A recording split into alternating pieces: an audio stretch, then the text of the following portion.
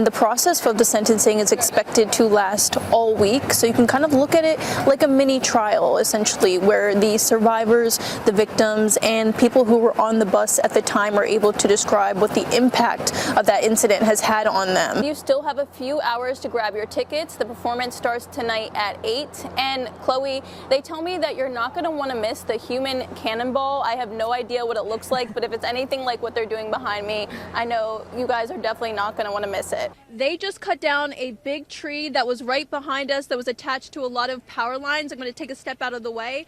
And when that tree came down, these power lines actually just came down on top of our head. We had to pick up all of our stuff and very quickly run over here so we were out of the way. Through processing the vehicle and examining the injuries, detectives were able to determine that both victims were shot inside the car.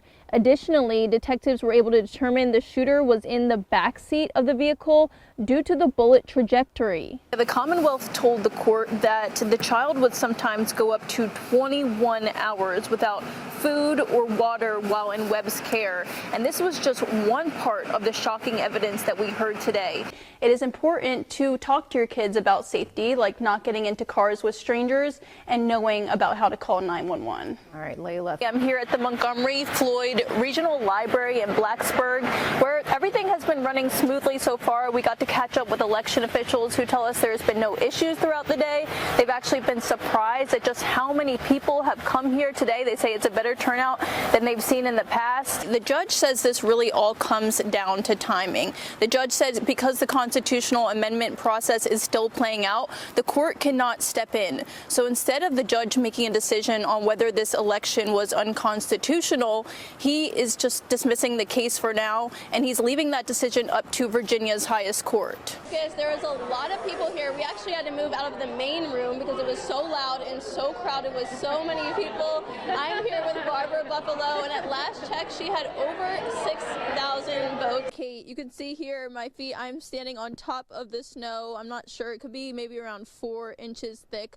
but it is frozen solid. And VDOT also wants people to be careful of the refreeze. We did have some sun today. It did warm up a little bit. Citywide state of emergency, basically meaning that people need to stay inside, stay off the roads if possible, try not to park on the roads, try to park in parking garages. I definitely got some mixed reactions. Some parents extremely ready to go back, or kids ready to go back, and others not so much. And with this thick snow that some are actually calling snowcrete, well, school leaders told me it took a lot to get students actually back into school. They couldn't figure out what happened. They thought maybe it was a drug overdose, and it took time until she eventually went to the hospital, and over time bruises and marks started showing up that showed that she had been attacked and strangled in her bed. And this is one. And like Sergeant Garlett said, and everyone is saying, please stay off the roads. These freezing temperatures, the slick roads could make these conditions last for days. So they say be prepared with everything you need.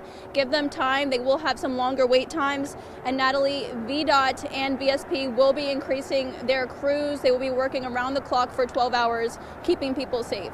Back to you. Certainly. It was actually very shocking. I've covered a lot of cases, and I've never heard a defendant ask for life in prison. You could tell that the judge did agree, sentencing him to 5 life sentences in prison. When he does turn 60, he will have the opportunity to get geriatric parole. Like you just mentioned, you were the only Mid-Missouri reporter in that room when the execution happened. Johnson was in the middle and his family was on the other side. So what I could see is that it looked as if Johnson was mouthing, I love you, over and over again to his family. And it also looked like he might have been saying, I'm sorry. All right, good evening, everyone. Thank you for joining us. I'm Leila Mitchell, and it's now been a week since Nancy Guthrie, the mother of Today Show anchor Savannah Guthrie, has been reported missing. With women, we wear tons of uncomfortable shoes, so I can see how this could be very beneficial. But let's talk a little bit about women and girls, whether girls are going through growth spurts or just being extra active. Talk to me a little bit about how that can help them. Good morning, everyone. Thank you for joining us on your Sunday. I'm Leila Mitchell. And I'm Chad the Roof Stitch. Happy to be here with you all. And look, you and I are on the same wavelength today with the red. We are. And I'm not mad about it. Me neither. I kind of like this look. Smart minds think alike. Democrats in the Virginia General Assembly are seeking to pass a number of controversial gun control bills. One aims to ban the sale of assault weapons and high-capacity magazines. You know what, Bradford, while it is a beautiful night for all of those concert goers, I do not envy anyone having to travel in that traffic. It's going to be a long night. And I will tell you, doing this story, I didn't realize how big of an impact it's having, but there's just so many children here locally that, like I said, don't have a place to go. We're seeing hundreds. Hundreds. When you put it all together, Yes. which is really sad. So it's great to see. Yeah, it's great to see families like the Cormans who over 8 years have taken in more than 30 children. Not an easy thing, and that's pretty amazing. I'm looking forward to that report. Thanks. Look at little Layla saving the day. So cute. I guess Layla just, that's a name that is destined for greatness, as they say. I may be a little biased, but I might have to agree with you. Tanner, how long can we expect the sunshine and blue skies to stick around?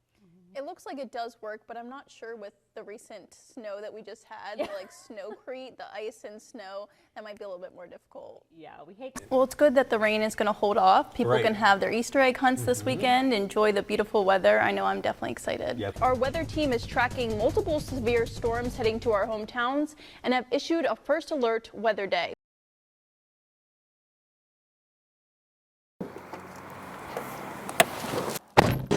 It's a moment many of us fear, but think never will happen to us. So right here is where the guy cut me off. We went ahead a couple 100 feet.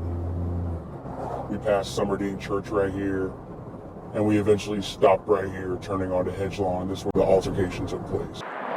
What started as a traffic issue turned into something much more serious. I can see him from my driver's side, seeing him reach for something, and I was like, he's definitely reaching for a gun. Moments later, his fear became a reality, coming face to face with the barrel of a gun.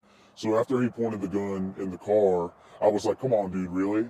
And he was like, yeah, really, F with me. And then after that, the interaction was over. Witnesses nearby started recording. Video that would soon spread across social media, showing the suspect waving the gun inside the victim's window. And I didn't contact the police at first because I didn't think that there would be evidence of what happened, so I thought it would go nowhere. And then a couple hours later, I saw the video on the Roanoke checkpoint page on Facebook, so I got the evidence I needed and made the call to the police. Roanoke County Police say incidents like this can escalate quickly and can turn deadly in seconds. If you see someone who's being aggressive or you think is road raging actively, just avoid them, steer away from them. If you can, turn off, take another route. The suspect, Richard Edward Anderson, is now facing a misdemeanor and has been released from jail, which came as a shock. Talk to me your thoughts about his charges and him being released back into the public. I was absolutely disappointed when I saw that he only got a misdemeanor. Now he's preparing for court, fighting for accountability, not just for himself, but for every driver on the road. You know, I'm fortunate enough that he didn't pull the trigger. Maybe next time, the next person won't be so fortunate like I was. So I want to make sure that when this court case comes up, his gun rights are taken and that he is held to the highest extent of the law. A moment he never expected. That's where he says, I'm just going to put it between your eyes and pull the trigger. Now a warning he hopes other drivers won't have to experience. When your livelihood relies on the road, well, every mile matters. I've been everywhere besides California and Oregon. Today, I went truck to truck at stops along some of our busiest highways, hearing directly from drivers feeling the pressure of rising diesel costs. Diesel goes up, that means we have to That charge cost more now price. sitting at $5 at gas stations across our hometowns. Some tell me they're adjusting because they have to. The load is gotten lighter, as the deliveries have slowed down. We're still doing the route, the loads, but they're not as, I guess we could say, as heavy as what they were before. Todd has driven trucks all his life. It runs in his family for generations, hauling food across the country. He says when fuel goes up, it trickles down.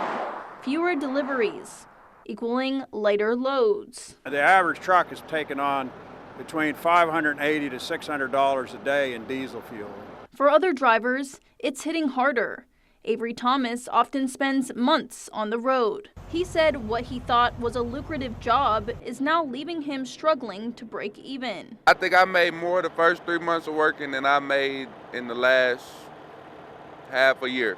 He points to rising fuel costs and freight prices that aren't keeping up. The price of freight gonna have to go up because, you take these loads that pay $800, but you're putting $800 in fuel to get there, so you ain't really making no money. People got kids, they can't afford it. And for longtime drivers, they tell me the concern is consistency. Teddy Pagan has been behind the wheel nearly 2 decades. He says it's the worst he's seen in years. And right now the price of diesel is like $5. And like 2 weeks ago it was like $3.50. Okay, so the way I see it impacting me is I notice my freight's been going down. I'm not getting as many jobs. Experts say global tensions, including the conflict in the Middle East, disrupting oil supply routes, are driving prices up. And for drivers here and across the country, that impact shows up in real time at the pump. In Roanoke, Leila Mitchell, WDBJ 7.